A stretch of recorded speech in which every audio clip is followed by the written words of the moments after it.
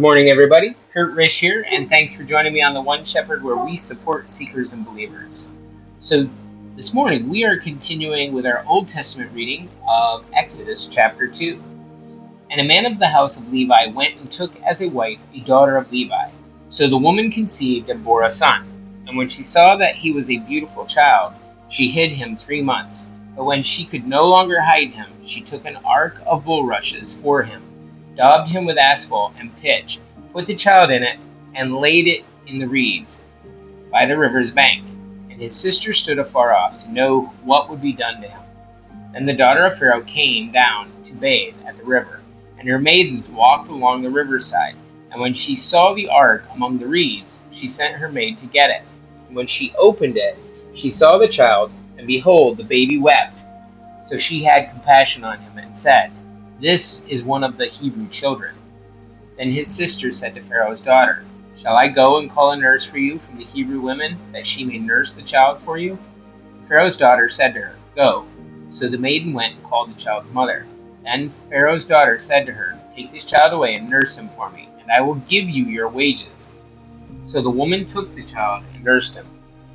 And the child grew, and she brought him to Pharaoh's daughter, and he became her son.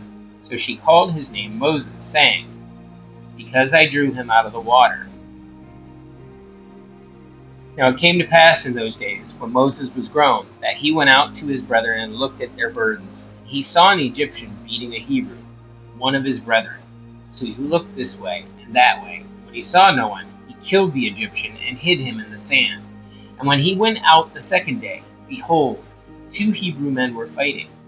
And he said to the one who did the wrong, "Why are you striking your companion?" Then he said, "Who made you a prince and a judge over us? Do you intend to kill me as you killed the Egyptian?"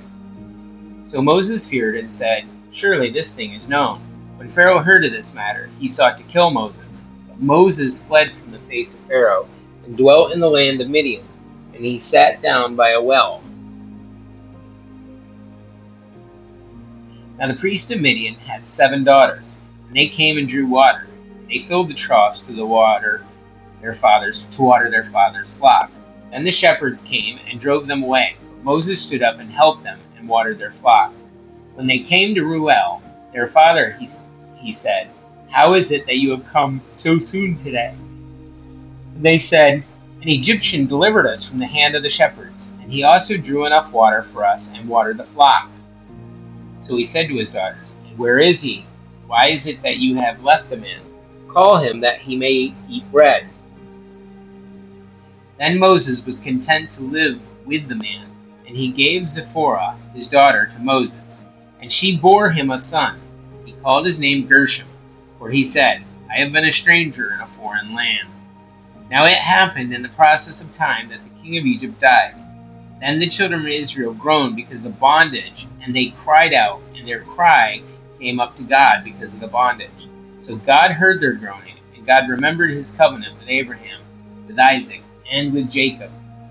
And God looked upon the children of Israel, and God acknowledged them. Guys, that's it for our Old Testament reading of Exodus chapter 2. Thanks for joining us this morning. Be sure to join us this evening as we continue with our New Testament reading in the Gospel of Luke. Also, like and subscribe below, as that helps to spread the word of our scripture readings. And if you have any questions, feel free to put them in there. I'd be glad to chat with you. In the meantime, have a great day, and may God bless.